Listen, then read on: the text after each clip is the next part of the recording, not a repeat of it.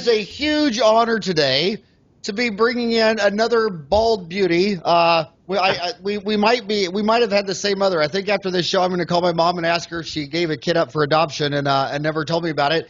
But thank you so much. You're an extremely famous person, New York Times bestselling author, the Amazement Revolution. You're a customer service expert. And I wanted to bring you down to the little world of dentistry. There's 150,000 dentists in the United States. They billed out $103 billion last year. And we go to school for 8 years, and all we learn is math and physics and chemistry and biology and morphology and dissect humans and all this stuff. And we walk out of school, and we don't have an hour's worth of education on how to do payroll, what should our overhead be, how do we market, how do we meet new patients. I mean, we're basically scientists, engineers, mathematicians. So thank you so much for coming on my show. Well, thanks, and my brother from another mother. But no, it's an honor, and I appreciate it. You know, I don't know how famous I am, but you know what? In my little world of creating a customer, or in our case, patient amazement, that's what I specialize in. People know me for that, and that's where I am. So what would you what would you say to dentists who they go into work and they're driving to work, they're worried about this root canal, or they have this surgery, or they hope they get out this impacted wisdom tooth, and they just think clinical, but you're the other side of the coin. You're the customer. And, right. And when you walk into a dental office, or if you walk into 10 restaurants or 10 dental offices or 10 chiropractic offices, what do you think the patient wants to see? What amazes the patient? What makes them want to leave and tell their best friend, Shirley, hey, you should go to my dentist? Well, there's a number of things I think are important, and I think they're important to anybody in any business. Which, by the way, your comment about you go to dentistry, or you go to medical school specializing in dentistry for 8 years, and you've come out and not taking one business class on how to run your practice. And maybe there are some, but I know that there's very little, if any, programs and classes you can take on creating that amazing patient experience. And I think that's part of what grows your practice. So some standards, so what I would call non-negotiables, and that is respect the patient. And that means respect their time, respect, who they are, and recognize that that's one of the big pet peeves. You go to a doctor's office, and you may have the 8 o'clock appointment to see that particular doctor, and you realize there's 4 other people there for the 8 o'clock appointment, whether it be a doctor, dentist, any type of service. It could be an attorney you're going to see for an 8 o'clock appointment. And if the attorney walks in 20 minutes late, all of a sudden you've proved tremendous disrespect. So I'm going to say, first and foremost, respect your patient. Respect them immensely. And that's the hardest thing about what you just said is, the internet does not know boundaries, and these people listen to these podcasts on every single country on earth. And it's funny when you talk to old Soviet Union country dentists, whether it's Poland, Ukraine, Russia, they are actually insulted when a patient asks them a question, because they're like, I'm a doctor. How dare you ask me a question about what I'm doing? And I think it's very regional around the world. A lot of dentists just don't, especially old Soviet Union country dentists, they don't even think that you're not even respecting your doctor by asking them a question. Well, I don't know how it is over in the Soviet Union, but I know it is in most countries. And I know they're bringing customer service into the Soviet Union. People like myself are being asked to speak there and try to bring some of this, Western way of thinking, into their way of thinking. And really, it's important to do so. So I think when we're not always asking to question what the doctor's doing. We're trying to get an idea of what you're getting ready to do to me, and I want to know. And I think here in North America, predominantly, we are in a place where we expect to be told these things. We have a different culture than some other places in the world. But here's the thing: respect goes to a couple of different levels. Respect that I'm on time, and respect my time. Inform me. If you want me to be compliant, if there's something I'm supposed to do, after you pull my tooth and you tell me to go get a prescription to make sure that I don't get some type of infection, if you want me to comply explain to me why I need to do what it is that I need to do, because it's going to make the case for why I better go to that pharmacy and pick up that medicine. I better do what you say. I better come back in 3 weeks and make that appointment. So education is another piece of it. And I believe that's part of the service experience, to make that patient feel as comfortable as possible about doing business with you, because I don't think the patient gets up in the morning and gets excited about going to the dentist. I can't wait to go get that root canal. This is the thing I've been waiting for my entire life. I don't know if that's what they're thinking. Now, I know what the dentist is thinking. Yes, another root canal. No, but you know what I'm saying. I think that the idea is we want to create an experience where we go, wow, I enjoy going. You know, I think it's really cool when I walk into a dentist's office and the waiting room is empty, because I'm the patient there on time. And I realize emergencies are going to happen, and people are empathetic to that as long as you talk to them and explain what's going on. I love going into the dentist's chair and sitting down, and they put headphones on me, just like the ones that you have, and I'm listening to amazing music, the music of my choice, because there's different channels that are there. I love looking straight up, and there's a monitor, and I can watch a movie and listen to the movie on my headset. And I mean, those are little things.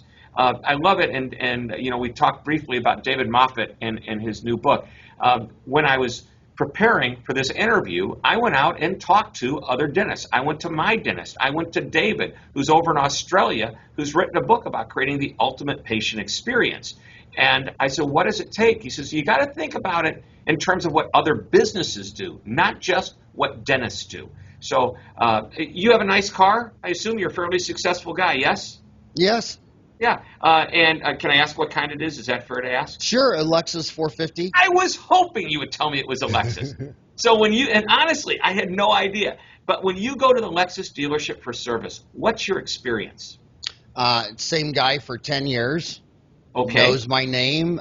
He's in my smartphone. I call him on his iPhone. He calls me on my iPhone.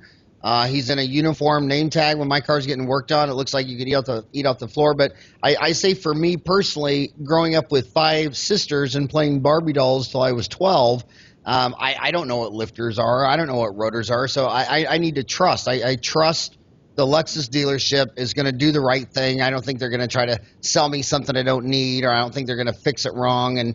And what's amazing with my Lexus, it's actually, I bought it in 2004. It's got 109,000 miles on it. Every time I go in there, they're like, do you want to just trade this in for a new one? And I always think to myself, the car's never blinked in 10 years. Why would I want to trade it for another one? I think I'll get 200,000 miles out of it. I mean, I love that car. Yep. I try to get the 10-year extended warranty, and I sell it after about 9.5 years with 6 months left for the guy that buys it to have a little bit of cushion. But hey, when you go in there, what's the waiting room experience like when you're waiting for your car? I pull into the garage, and they're standing out there in slacks and white shirts, name tags, and I roll down my window, and they just walk right to my window. They usually guess my name or know my name, or if my guy's standing out there, he sees me, and I just get out and I walk into the desk, and they give me keys to a loaner car, and then it's just easy. Right, so they make it easy. That's important. The other thing is they use your name. One of the things that David shared with me, which is just the little things that separate it, when you've got somebody in a waiting room and you slide that window open, and the front desk manager sticks their head out of the window, and rather than says, Farran, or just yells a name out, here's a little touch. They don't stick their head out. They actually walk around. They walk right up to you, and they say, Mr. Hyken, come on in, instead of screaming it from the window. That's a little tiny touch. Rather than call it the waiting room, maybe it's called the lounge. If you go to the Lexus dealer and you have to wait, because maybe if your car is just getting a quick oil change, it's going to take 45 minutes, you might not need that loaner car. Have you been to their waiting room? Have you seen what it looks like? Oh, yeah, it's nice. It's got a big screen TV. It's got for free, all the snacks and vending machines don't cost money. Yeah, exactly. And, I've talked to different dentists, and they do different things. Imagine this, if you're dealing with an elderly, group of patients, rather than have them drive in, why don't you send a car service to pick them up? By the way, you say, well, who's going to pay for that? The patient's going to pay for it. Make it part of the package of doing business with you. You know what? They will pay more for great service and great value. And if they love you, I mean, that's what they'll do. And if you don't offer these services, if you don't offer that value, you're going to be a commodity. If all you do is clean teeth and do root canals and fill cavities, that's all you are, is a commodity. Basically, at that point, it's carpentry. And you know what? I don't take this the wrong way. I have a buddy of mine. He's an orthopedic surgeon, and we're playing golf one day. And he says, I got to hurry up and finish. I got a surgery over at noon I've got to do. And I mean, it's like 11 o'clock. And I go, we got a couple more holes. Oh, we got plenty of time. I go, don't you need to get prepped? I mean, he says, Shep, I do these all of the time. I probably do 15 a week, and I've been doing it for 30 years. I mean, he said it himself. It's like carpentry.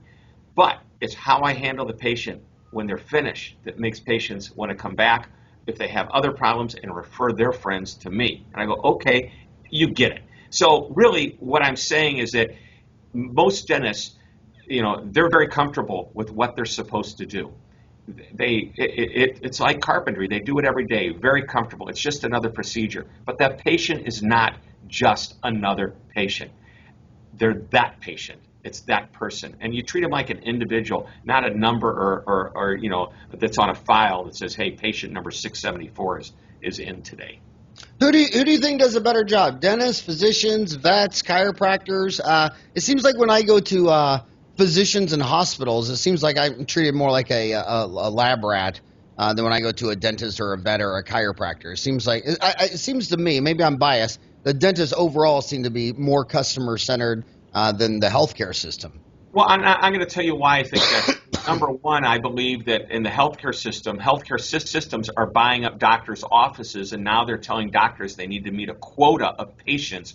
And usually that quota means they're overworked, they don't have the time, and I just think they rush people through the process. A dentist, on the other hand, I think they're still in a private practice. Most dentists, now some are part of a larger group, but most dentists aren't bought by a health system and put this type of activity into place. So I think that's first and foremost. I also believe that a lot of dentists are very entrepreneurial. I mean, it is their own practice, and they are building it. And they do build relationships. So I think if I were to go, I know this.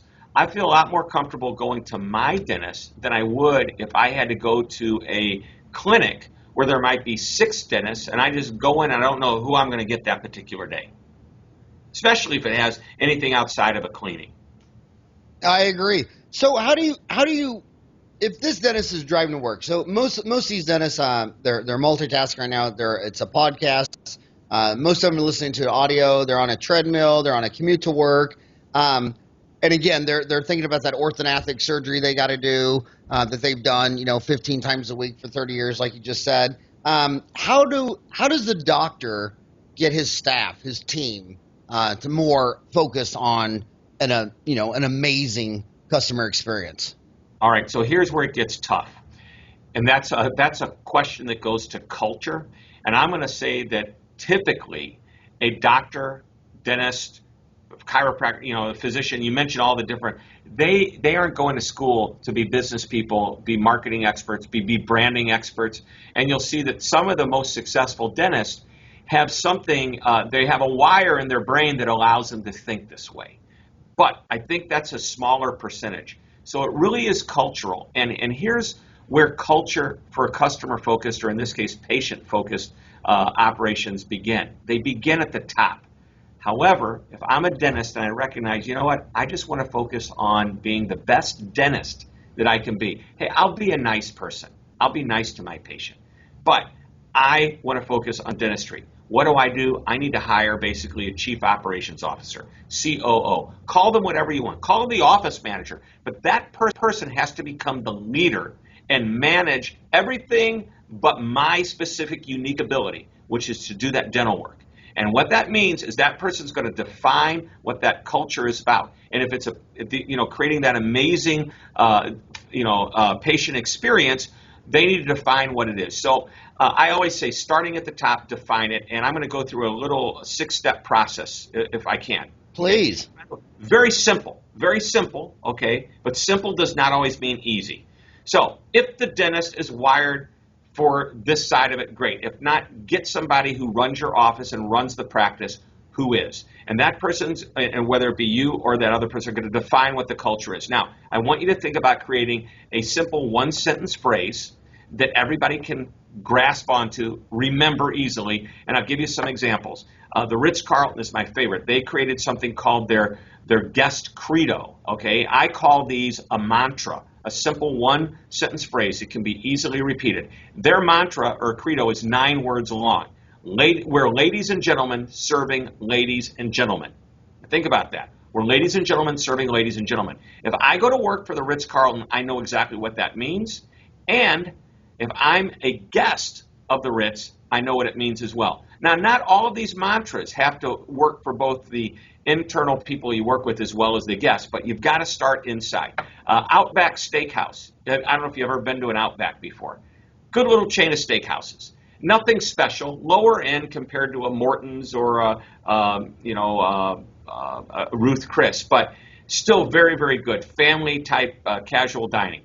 On the way out, above the door, on the way out from the kitchen, it says, great food, no rules. Now that used to be their tagline, but it stayed their internal mantra. 4 words. They're going to walk out, they're going to deliver great food, and there's no rules that say, we can't do anything as long as it's not illegal, immoral, and if we can do it, let's do it. If the customer says, I want my ribs without sauce, we can give them the ribs without sauce. Not a big deal. So anyway, I share this. So what is the dentist mantra, if you will? Is it, we want to create an amazing patient experience. That's a great one. That's simple. My mantra here at my office is always be amazing. 3 words. We want to be amazing for our clients. We want to teach our clients to be amazing to their clients, which is kind of what we're doing right now. So number 1, define it. Number 2, communicate it.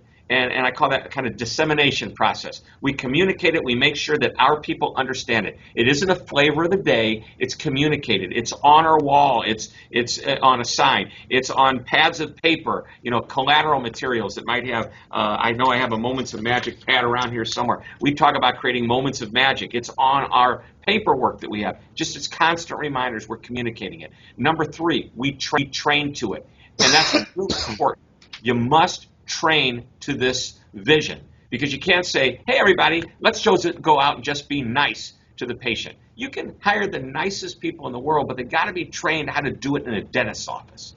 And then once you train them, and training isn't something you did, by the way, it's something you do ongoing, then you have to demonstrate it. The leader has to demonstrate it. By the way, that means that if you've hired somebody to manage your practice for you, and they're this great leader, you still have to demonstrate it, because you're actually the owner of the practice. You're the dentist. You're really at the top. You can't say, hey, everybody, do what she says. Don't worry about what I do. I'm not one of you. No, that doesn't work. There has to be congruency. Walt Disney used to walk through the theme park, and he knew that all of the employees, which they call cast members, were looking at him saying, okay, what's Walt going to do? Where's he going to go? And then they watched him stoop down, pick up a piece of paper, and throw it away. And they said, wow, Mr. Disney just picked up trash off the ground. Well, he knew. He called this stooping to excellence, because he knew that if he walked by that piece of paper, he gave permission to all the other employees or cast members to walk by that paper. So he demonstrates it.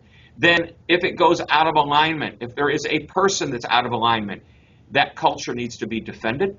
And that means you use it as a learning opportunity. And if it persists, then it becomes an issue. Maybe you've got the wrong person working for you. And then finally, you celebrate it when it works. Let's find out if we're doing a good job. Let's ask our patients. And if we see people are happy and we actually measure and analyze, we can, I believe you can't really manage what you don't measure. So if you have some type of analytic to determine whether or not your patient had a great experience, it could be in the form of a survey as they walk out. It could be a telephone call they get as far as a survey. But you find out if you're doing a great job, celebrate it. Let everybody know that they're doing a great job. So, I just did a 45-minute speech in about 4 minutes. Well, I'll even give that example on the government issue. I mean, when you and I were little, when we were in high school, the number 1 cause of a car death, wreck, crash was drunk driving. Yes. My boys lost an uncle. I mean, I know several people in my childhood that were just ran over by a drunk driver. In fact, when I was in high school, Farran got killed by a drunk driver, didn't even get a ticket. And they massively cracked down on it, and now it's not even in the top 5 anymore. Distraction by cell phone is number 1. And the country never stopped and said, hey, we did good. We're going to tell everybody this was the number 1 cause of death forever, and now, gosh, and the country never stopped and said we achieved a goal. Congratulations. Let's all go get drunk and drive home. So you're right. I think dental offices don't celebrate. But I want to ask you this. Every dental consultant tells me the same thing, that when you walk into a dental office, every consultant says they can smell and sense a successful practice just instantaneously. I mean, you just walk in there, the energy, the karma, the fun, and sure enough, it's a doctor probably doing $1 million a year, taking home $400,000, and then you walk into all the people struggling, and you just instantly walk in there, and it just feels like a library. You know, someone hands you a deal to sign in, and you feel tension, you feel stress. How does a doctor change that culture? I mean, how do you change from a library of fear to having fun? Well, I think first thing is look at other businesses and what are they doing to achieve that, and what can you bring in from that other business into and your business. And we talked about the Lexus car dealership, and you talked about their waiting room. Well, that waiting room isn't a waiting room; it's a lounge, and you sit there and you have a snack and you watch a big screen TV. You know, what came to me is an example. When I've been very fortunate. I had one office. I stayed in that office building for 22 years before I moved to this office. And do you know, one of the first things is I walk around an office building that I'm considering moving into. And I did this 20-something years ago, and I did it again just recently, a couple of years ago, when I moved into the office area that I'm in now. What I did is I looked around, and then this was the one that did it for me. I walk into the bathroom, and I check out the bathrooms. How clean are they? How new do they look? How does the lighting look? Because I can tell if they're taking pride in the bathrooms, they're probably taking pride in other places in the building. Well, if I walk into a dental office, all I got to do is look at the waiting room. Are there magazines there from 4 months ago? Or is it today's newspaper, today's Wall Street Journal, today's, and this month's or this week's People magazine or whatever it is? I'm looking at the seats. Are they folding chairs at one extreme? Are they leather, chairs? Maybe you can even recline in that leather chair. I mean, you can sense right away. So I think that's one area. Just look at a friend of mine, Mel Kleiman, who's an amazing guy who talks about hiring. He says there's always one question that you should ask. And we were working together, believe it or not, for a salon industry, cutting hair. Imagine that, me going to a place to talk about cutting hair. But I said, Mel, what's the perfect question to ask the applicant who's coming to work at this salon? Just like you might be considering another dentist. If you walked into the office, you can sense it by just looking at the waiting room and maybe how you're greeted. What's the one thing you would ask? And Mel said, I would ask how much or what type of shears they have. Let me see your shears. How much should you pay for these shears? Because shears are all different prices. You can buy shears that are $50, or you can buy $500 shears. And if somebody says, well, I'm not just out of cosmetology school and I can only afford these $60 shears, chances are they're probably not taking as much pride in their work as a person that's buying a $300 or $400 or even a $500 pair of shears. Now, how does that apply to the dental world? Well, when you walk in, you sense it right away. You should look for things like, look at that waiting room. Look at how recent the magazines are. If somebody greets you, how do they greet you? How quickly do they greet you? These are all telltale signs about how you're going to be treated as soon as you decide that this is the dentist you want to do business with. I always ask patients, when they come in, oh, did you just move to Phoenix? Or, and if you say, yeah, I just moved here from St. Louis, I'd say, fantastic. And did you have a good, happy dental home there? How long you been going to your last dentist? And a lot of times they'll say, no, I've lived here for 5 years or 10 years or 20. And I'll say, oh, well, have you been to the dentist the last 5, 10, 20 years? And they'll say, yeah. And I'll say, well, why didn't you go back? And it's amazing how much what you're saying is true. And the fact they'll say, it was a dirty office.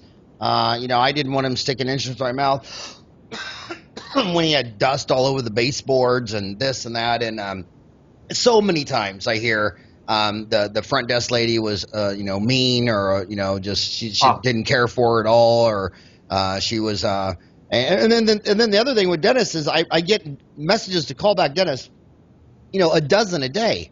And what's funny is when I call back a dozen dentists a day, at least half of those calls go to voicemail. And if someone does answer the phone, it's just, can you please hold? Boom. And I'm just like, wow. And then I'm sitting there for 2, 3, 4 minutes, and I'm just like, a lot of times I just hang up and I'll think, this poor dentist, I called him back. He's never gonna know. I only had 4 minutes. Just, well, right. If I wanted my question answered in 10 minutes, I would have waited 10 minutes to get the question out. It's like that simple. Yeah, but I totally agree that what was it, the mafia that said the fish rots from the head down. Like, I believe the dentist Ooh, that's a good line. Yeah, and that was from The Godfather, and I think that I think it's true. I think when you go into a dental office and it's like a library and everybody's quiet and everybody's afraid, and the hygienist won't explain what's wrong with your tooth because she thinks the dentist will get mad at her because she's diagnosing and treatment planning, and she's not a doctor, so she's just supposed to be quiet and not say anything. And then they're worried about HIPAA, and it's just all fear and scare and quiet, and there's just no happiness. And I just don't think people refer their friends and loved ones there. Then you walk into that other office, and it's just like you just totally feel the energy and the karma the minute you walk in there. Just fun. It's exciting. Everybody loves it. The staff have been there a long time. I mean, to me, it's just so easy, but you say it's not implemented. Right, and I think to your point, I think you still have to deal with the HIPAA, and you don't want to have a misdiagnosis. You still have to deal with all of that, but there's a right way to deal with it. There's a positive spin on all of this. I mean, laws are laws; you can't get around them, but there is definitely a way to handle it that just makes it easier, more palatable. But I tell you, it's so obvious when you walk into an office and the culture is so different than, like I know my dentist, I've never met a dentist like this guy. The guy gets there at 4 a.m. Here's why. He said, Shep, there's a lot of people that work at factories that they're just getting off work at 3:30 or 4 a.m. They don't want to go home to bed. And they don't want to get up and they sleep during the day. So you know what I tell them? I'll be here when you get off work. I mean, that's the way he thinks. And as a result, he's built up this huge practice. Sure, he starts at 4 a.m. and he goes home, by the way, at around 3 p.m. too. He works hard. 3, 4 p.m. he leaves. But he's servicing and taking care of people at a totally different level than I think most. He's a hardworking guy. But when you walk in that office, he's got his main assistant is actually, I believe it's a sister-in-law or somebody, and then he's got another person that's working there. He's got another dentist that's working there. He's a very traditional dentist. He likes to even he has a hygienist, but he personally likes to clean the teeth of most people. And, here's an interesting thing. I said to him one day, I said, you clean my teeth. It seems I get in here and I get out of here. I know my friends go to see a hygienist, and they sit in that chair for 45 minutes to an hour before the dentist comes over and checks things out, and they're getting clean. How come, you do it in such a short time? Are you doing as good a job as they are? And he goes, well, Shep, let's look at your records for the last, get this, 24 years. I've been going to him for 24 years. He says, no cavity, no cavity, no cavity. And he went through, you haven't had one cavity since you've been to me. Prior to coming here, you had cavities. Now I've had to refill some of the existing cavities because cavities fall out. He says, but I've been taking care of your teeth. Now I've told you for 4 years now, you're going to need a crown in this tooth. I don't know when it's going to happen, and I hope it doesn't happen for a long time. But I can show you why, and he's shown me. I just love the way he does business with me. So what do you mean when you talk about creating the patient journey map and mapping out every possible interaction of the patient experience?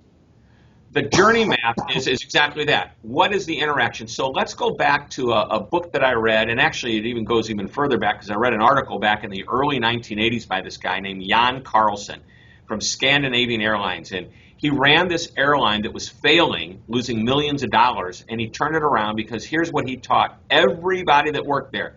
He said, we're going to manage what he called the moment of truth, and that was any time a customer came into contact with any aspect of the business, they formed an impression. So I'll repeat that because it's important. Anytime and I'll paraphrase, anytime one of our patients comes into contact with any aspect of our practice, however remote, they're going to form an impression. We must manage that moment of truth. And he said they can be good and they can be bad. So I call the good ones moments of magic, I call the bad ones moments of misery, and the ones in the middle are average or satisfactory, and there's no place for being mediocre or satisfactory. So all of these touch points are the interactions that a patient has with someone in our practice. It could be somebody that answers the phone. It could be somebody at the desk. It could be, when they're greeted as they're walking in and put in the chair and being prepped for the dentist. All of these are interactions. As they walk out, how are they, paying? Are they setting up their next appointment? All of these interactions, you map them out. You create a journey map. Now, there's probably different journey maps that you'll create. You'll create one for the person that's coming in the very first time. They've got to fill out the paperwork, do everything else. You'll create another one for somebody that's just coming in for cleaning, another one that might be different for a root canal or some other process and procedure that you're going through. And you map these out, every single interaction. And the key is you want to look for the weak links in this chain. So in the airline example that Jan Carlson used when he was working with his airline personnel, he said people make a reservation, they check their bags at the curb, they check it at the ticket counter, maybe they see one of our employees walking by as they're walking to their gate, and it's not even somebody from their flight, but that employee's obligation is to engage, either with a wave, eye contact, hi, how are you, just as you walk by, because you're even managing the smallest interactions.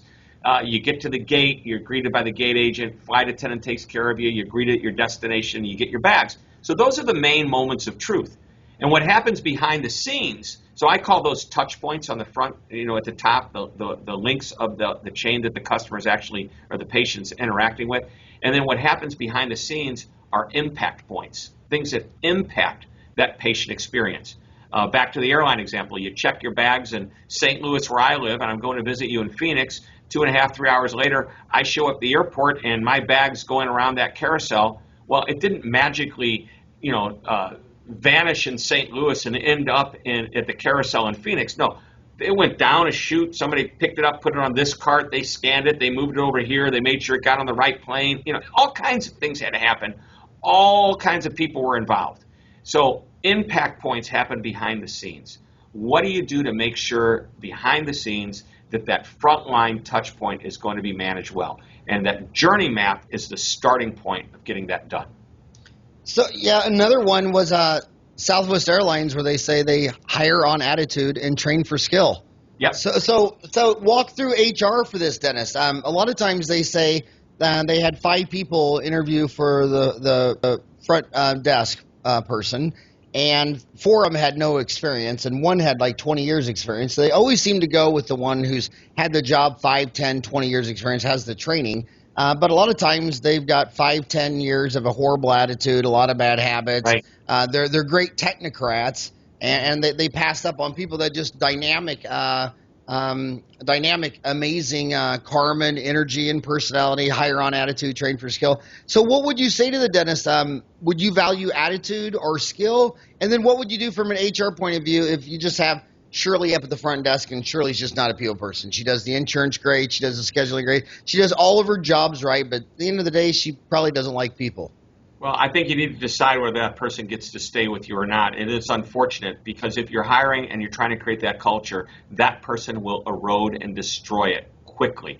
So hire for attitude, train for skill. That's an old adage, doesn't really mean anything. Well, when you're talking about insurance forms and getting appointments for people and managing the front desk, I think you can train people pretty easily to do those things. Sure, there's some skill that's involved there, and it may take a little bit of time to train them, but that is a very trainable piece that you don't even need to be certified or have any technical, licensing. A hygienist is a whole nother level. You need somebody there. You have to hire for both high attitude and skill, because the skill is a skill that's required. I mean, you need to be, to go to school for this type of thing.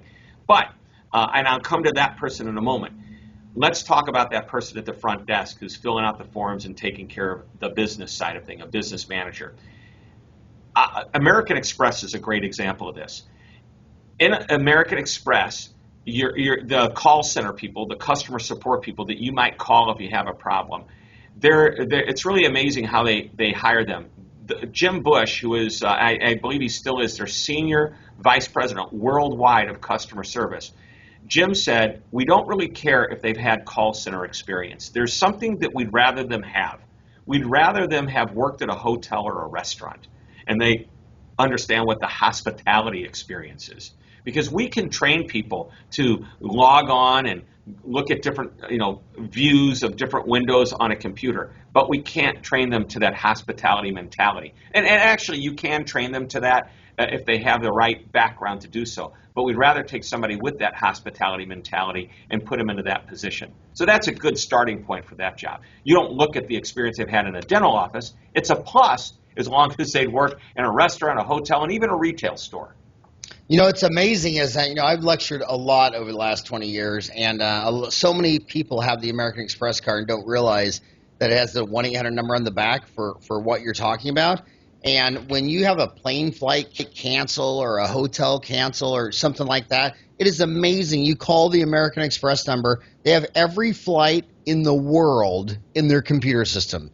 And they can just sit down and tell you, okay, your flight has been canceled. Here are the only 5 options on Earth that you can do.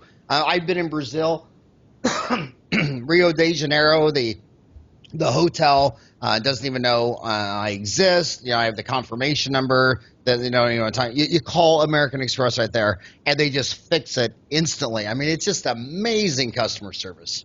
Yeah, they're an amazing company, and actually they refer to their customers as members. They want to create a member experience for them, which is pretty cool. I can give you a lot of different American Express stories, but once again, do you see what's happening here? Is we are taking lessons that we're learning from other industries, other businesses, the Ritz-Carlton, American Express, and we're Lexus, and we're applying them to the dental industry. So we're taking the best of the best and saying, what can we learn from these people? And there's another great lesson. So, but let's talk about the hygienist. And I'm going to talk about a medical system that I work with down in Phoenix, Arizona, as a matter of fact. We're really focused on the patient experience. Now, this is a hospital medical system, and they could not hire the right nurses. They could hire nurses, licensed, totally smart people, just like that person you had working at that front desk, but they couldn't hire for the right personality. And they said, we would rather shut down one of our floors because we can't get the right number of people than put the wrong people in there and erode our brand promise to our patients. I think that's a pretty big stand to take, and I think it's a noble one, and I think they did the right thing. Well, I think I think academia is the problem for all of a lot of healthcare, because if you go to college and you're well-rounded and you join a frat and you have a girlfriend and you play some pickup basketball and work out or whatever, and you go through college. About me? Yeah, and you go through college and you make some A's and B's and C's, you don't have a prayer in hell of getting into med school, law school, or dental school. And then you take geeks like me, and there were 88 guys on my floor, and there was four of us that every day after dinner walked straight to the library and studied until every night at midnight we hear the same thing. Ding. The library will be closing in 10 minutes. And then we'd walk back from the library to Swanson Hall, and as we're getting in the elevator, there'd be all these other people, and they'd be having beers, they might be making out, they had a girlfriend, they're just some of the greatest people in the world. They didn't have not one of them. Not one of them got into medical school, dental school, law school. So it's the deans. That the same thing in nursing school and hygiene school. They only accept 4.0s. I mean, you trying to go to hygiene school in Arizona and you made 1B or 1C. I mean, you might as well just go to another country. You don't have a chance. So the academia rewards these introvert geeks that aren't well-rounded, totally over-focused, don't have a life. I didn't have a date for 3 years of undergrad or the first 3 years of dental school. I mean, it was just one mode. It was just study. And these are all the people that are doctors and dentists and lawyers and hygienists and nurses. And I know only one dental school that's trying to change that, and that's here in Mesa, Arizona, ATCL. Jack Dillenberg is 70 years old. He's the dean, and he gets it. And he is trying to say, I don't care that you made a 4.0. I don't care. Do you have a personality? Are you a nice person? Do people like you? And it's tough because the selections are tough with hygienists and dentists because they're Right. all that same 4.0 overachiever, not well-rounded, overly focused mode. So, I mean, how do you solve that? And I think the way to do it, and here we are trying to solve the world's problems, and that is, I would say, there has to be some level of grade competency because part of that indicates how responsible a person is. Although I admit I was a C student, but I knew going out of college, I probably wasn't going to work for anybody. I was going to do my own thing. So I was that student that made I was in the half that made the top half possible, as they say. And and that's the funny thing. At the University of Missouri, you know what D is? You get a D. D stands for diploma. Okay. So, and that's, and that's, Hey, I went to University of Missouri. Right. I know you. And so that's the other joke is what do you call the dentist that got the lowest grade in medical school? Doctor. Yeah, exactly. A dentist. Yeah. And here's my point. I love what you're saying. So what's the solution? And if I'm that dean of the school that is bringing in hygienists and says, I don't really care if you got a 4.0. I do care that you didn't get any C's and D's. Okay. So you got to show me some level of education. That's number one. Number two, I'll take a chance on you. I'm going to give you the first semester. At the end of the first semester, you're going to self-select yourself out of here because you can't handle it. You're going to lose, you're going to lose because your grades aren't there, or you're going to progress and move on because you can handle it. So maybe that's the way of doing it. Because I think if you can get out of medical school or hygienist school or whatever school you're going to, I think if you can get out of that and you pass, you pass. Okay, end of story. Yeah, and it's amazing. Some of the biggest heroes, like the founder of Southwest Selling, Herb Kelleher. He's a wild drinking, what is it? Wild turkey on ice, chain smoker. Thomas Watson Jr. of IBM, quote, drank his way out of college and then ended up taking IBM and being a billionaire because they were people. I mean. And some people don't even get out of college, and look at them. Look at the Bill Gateses and Steve Jobs, who, I know Bill Gates didn't he? Bill Gates dropped out of Harvard. Mark Zuckerberg dropped out of Harvard to do Facebook. By the way, they dropped out of Harvard. Yeah. they got into Harvard. That alone is amazing. Okay, but my grandpa passed away when I was 14 years old, and an amazing guy, built a really great company. And he never graduated high school. I have a friend of mine whose father created an incredibly successful business that went public, never graduated high school. Yeah, Larry Ellison of Oracle, he's the third richest dude. He didn't graduate from college. I mean, just a whole ton of them didn't graduate from college. Keep in mind that guys like that don't say, well, that doesn't mean I shouldn't go to school. No, I think school's great. I think for most people, school is the right way to go because, once again, it's not so much the knowledge you amass as much as the experience you gain in how to assimilate that knowledge, get that knowledge, meet deadlines, make sure you handle your schedule properly. That's all part of it. And I talk to my kids, my son, he's a musician. And you know what? He's probably going to be a musician and hopefully very successful, but he's an entrepreneurial musician.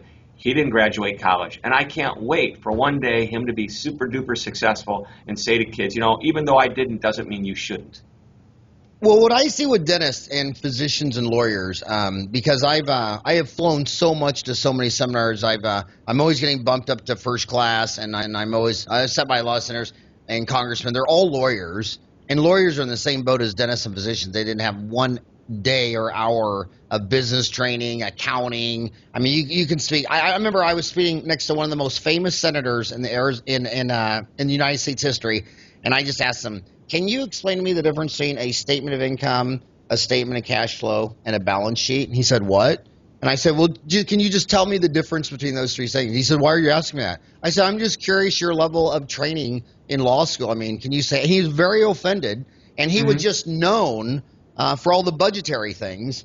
Hell, I should just say his name. It was one of the Graham Rudman, one of those two.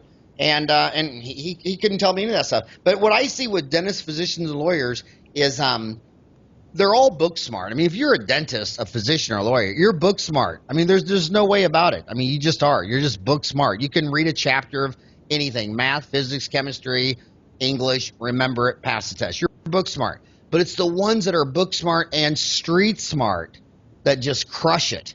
And if you're And there are a percentage of those that are out there. Not everyone is, but there. I mean, look how successful you are. You even said there is a group of dentists, and I've met a bunch of them because I've gone to some of the programs that are crushing it. They're making 7-figure incomes. They're working 40 hours. I'm sorry, not 40 hours. 40 weeks a year. They're taking 12 weeks of vacation. They're taking a couple of days off, a couple of afternoons off. They're not killing themselves. And the reason is because they work smarter, not necessarily harder. And they figure it out. By the way, you're going to be out of balance. You can't come out of medical school and start making 7 figures a year, right? Right. You got to work it. You got to understand it, and you got to build into it. But you do have to have a vision of what that ideal practice is going to be. Because if you don't, and you say, so I believe that success doesn't happen by accident. It happens on plan. And if I can just draw an analogy to even my business, I spent 10 years hitting my goal of, what I thought was a reasonable amount of money to make in my business. And I hit it actually in 8 years. But here's the point. I worked my rear end off. And then when I hit that second set of 10-year goals, I started to change from monetary goals to lifestyle goals. But I always had the vision of what this business was going to be like. I'll give you some examples of who's crushing. The United States has 5,000 ophthalmologists, and 400 of them do 95% of all the laser surgeries. 400 people out of 5,000 do 95% of all the laser surgeries. Wow. Isn't that amazing? Less than 10% do 95% of the work. Yeah. Yep. And what's the reason? What's your opinion on that? Well, you see the same thing in dentistry. Like, say it's the implant case where someone comes in, they're missing a bunch of teeth, they need, like 5 or 10 dental implants and a $50,000 deal. It's the same thing. It's like 10% or less do 90% of all the cases. 10% or less do 90% of all the cases. They're just going for it. They're street smart. They have a business manager. They have someone doing marketing. They're focusing on the dentistry. They learn how to do implants or cosmetic cases, or in the ophthalmologist deal, laser surgery, whatever. They're street smart. They build a big operation. And I will say it again. I think 90%. Well, we see it in ophthalmology. 400 out of 5,000 ophthalmologists do 95% of all the laser surgeries. And in dentistry, it's the same thing. 10% of the dentists are doing 90% of all the big case dentistry. And the other 9 out of 10, they just do one tooth at a time. They do a filling here, a crown here, and puddle along forever. So, and that's the point. But I think you're going to find that's the case of most businesses. That's the case of most, whether it be 10%, 20%, you're always going to see there is look at the law firms. There's only a small group of law firms that are crushing it big compared to all the other lawyers that are out there. Or maybe a lot of those lawyers, they may be in a firm that's crushing it. However, they're just one of many lawyers doing a lot of the grunt work. And they're not the partner, and they're not going out and hanging their own shingle and having a successful practice on their own. By the way, I keep using the word practice, because that's what we have. We have a practice. We don't show up to actually do an implant or whatever it is that we do, some type of procedure. We don't get paid that day. And I think that I don't want the hour that we have to slip away without saying we really need to be cognizant of what the future looks like, because if something happens to us and we can't put our hands in somebody's mouth anymore, what are we going to do? So we've got to think of ways to turn this into more of a business. Make sure that we're getting the most out of it. And by the way, I have no problem with capitalistic dentistry as long as they're an extremely patient-focused capitalist. So they're not just trying to put an implant in my mouth because they know they're going to make money, but they're doing it because I need it and they convinced me that I want it. I think healthcare is so interesting in how they always think that they're different than other businesses. Yet if you're like me, where you've lectured to dentists in 50 countries, like Brazil and India and China and Africa, there's no such thing as dental insurance. You go to countries that have had socialized medicine for a long time, like England. When I got out of school, it used to be all 14,000 of their dentists participated. Now 5,000 of them have canceled, dropped out of the system, and said forget it, and they're for enterprise. So a lot of Americans think that dental insurance always has been, always will be. It wasn't here when George Washington started. It wasn't here when Abe Lincoln started. And for every country that's adopting dental insurance, another one is getting rid of it or has never had it. And like Obamacare, I mean, it could be good, bad, but 50 years from now, it could be completely different or gone or what have you. And I just think it's business is business, and it all comes down to managing people. I think big religion is trying to manage people. I think government's trying to manage people. Business is trying to manage your people. As a father, I'm trying to manage my 4 boys. The whole game is 7 billion people trapped on a flying dirt ball that goes around the sun once a year, and you're just trying to manage all those relationships. And I just think the dentists who manage all of those relationships the best with the staff, with their patients, the ones who just manage the people side, do the best. All right, and the cool thing is you put the staff before the patient, and I think that's an important piece of it all. Even if you're customer or patient focused, the way to get there first is to become employee focused, because you cannot expect your employees to deliver a level of service that you want your patients to experience unless they're getting some sense of that internally. What's happening on the inside of your business or practice is going to be felt on the outside by the patient. Yeah, I think that saying that the customer is always right, I don't think that could be more wrong. I have They're fired, not always right. Yeah, I have fired a patient at least every other year for 28 years, and one of them was my very best friend. But he was just, I don't know if he felt too comfortable in there or whatever the hell, but it was the third time he raised his voice, and then he was using profanity, and my front office ladies, their hands were shaking. I just said, get out of here and don't ever come back, just leave. Right. Yeah, no, and by the way, their customers may not, or patients may not always be right. However, they are always a patient, and even if you're going to fire the patient, you ask them to leave. You let them be wrong with dignity. Let them go out with respect, because you always want to leave that door open, because maybe a year from now, 2 years from now, they come back. They apologize profusely. I'm a very forgiving person. You do something to me that's not all that bad, and you apologize for it, it's water under the bridge. It's done. Even if you've done something to me that may seem terrible.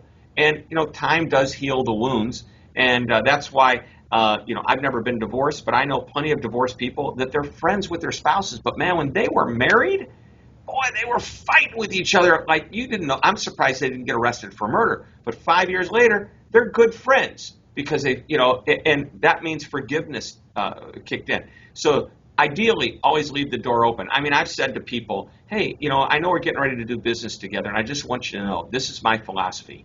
Whatever good you do for me, I'm going to try to do better for you. That's the way I work. Now, by the way, what I don't say to them is whenever you try to take advantage of me, I'm going to do one better than that.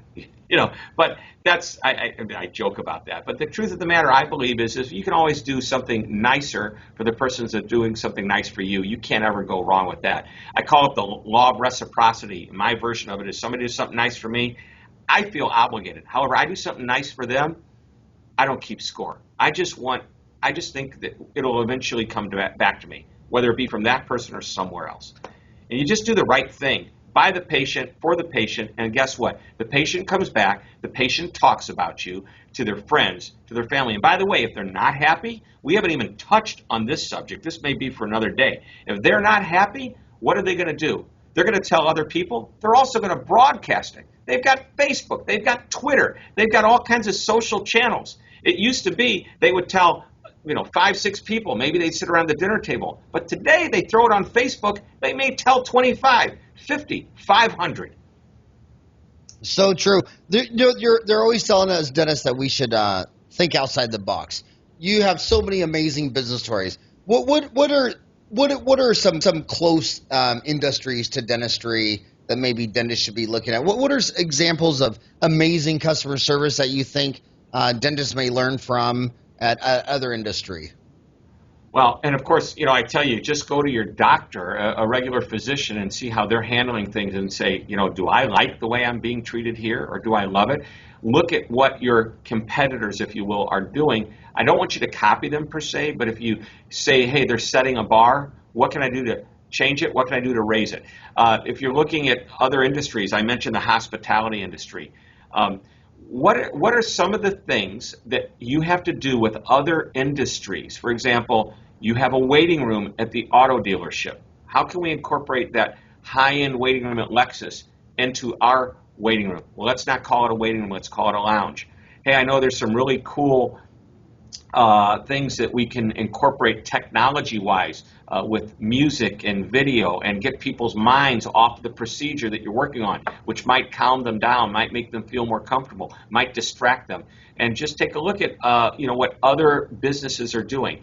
I would say look at the hospitality industry, because if you really want to create a practice that's patient-focused, okay, beyond the actual dentistry that you deliver, look at the people that do it best, the people in the hospitality industry. You have that hospitality mentality.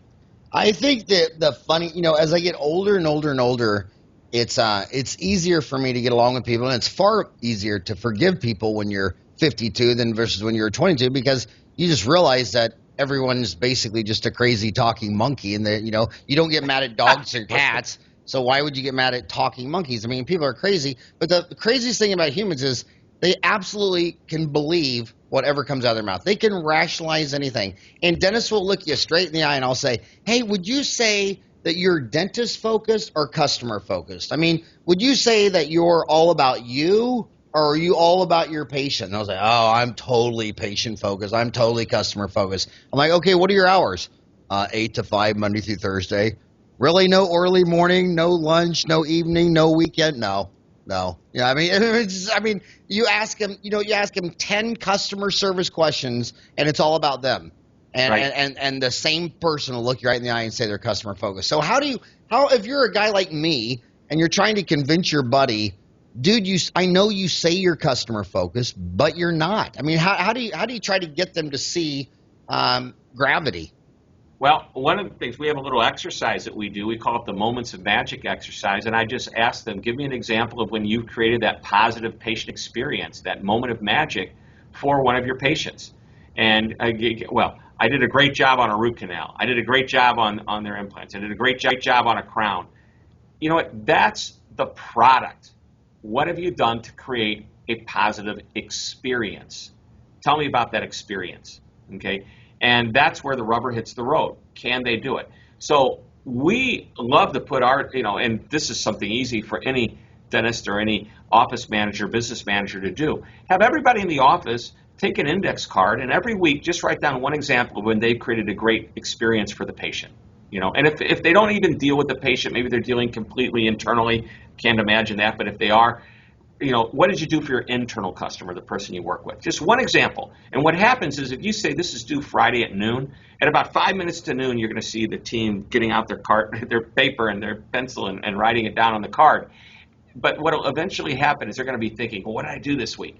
Then next week or the week after, on Tuesday afternoon, they go, oh, this is a great example for me to put down. And they start writing it down when it happens. This only takes 1 or 2 minutes to do, and you hand it to the manager, and the manager goes through, and you say, wow, we're getting some really good examples. And you pat them on the back, and you tell them you're doing a great job, and you take the best of the best, and you say, we're going to create a manual of best practices to use here at our dental office.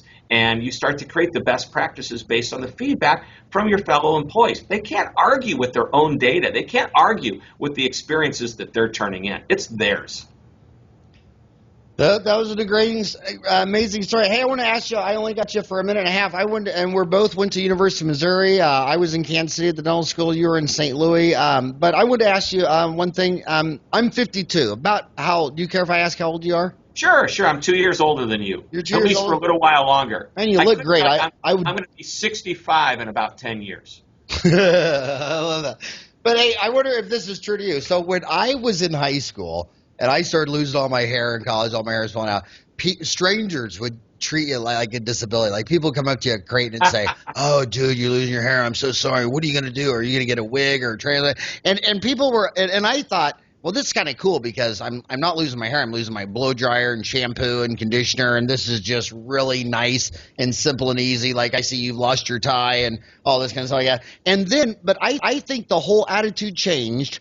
We just had the NBA Finals last night of the Golden State just beat the Cleveland Cavaliers. It was when Charles Barkley was in the Phoenix Suns and Michael Jordan was the Chicago Bulls, and they went to that series, and two gorgeous bald men, Charles Barkley with $1 million smile, Michael Jordan, $1 million smile. I mean, two men that couldn't be more handsome and energetic and karma. And it seemed like it was that 7-game series where bald went from a disability, like, oh, I'm so sorry, wear a wig and get transplants, to bald is cool. Yeah. Is that how you saw it in your life? I mean, we're both 50, we're both bald guys. I mean, was it like that? Was it like a bad thing when you were 25 and now it's a cool thing? In high school, I was voted most likely to recede. I mean, it had started then. And then, eventually I had the ring. You had the ring. But I also had this little island.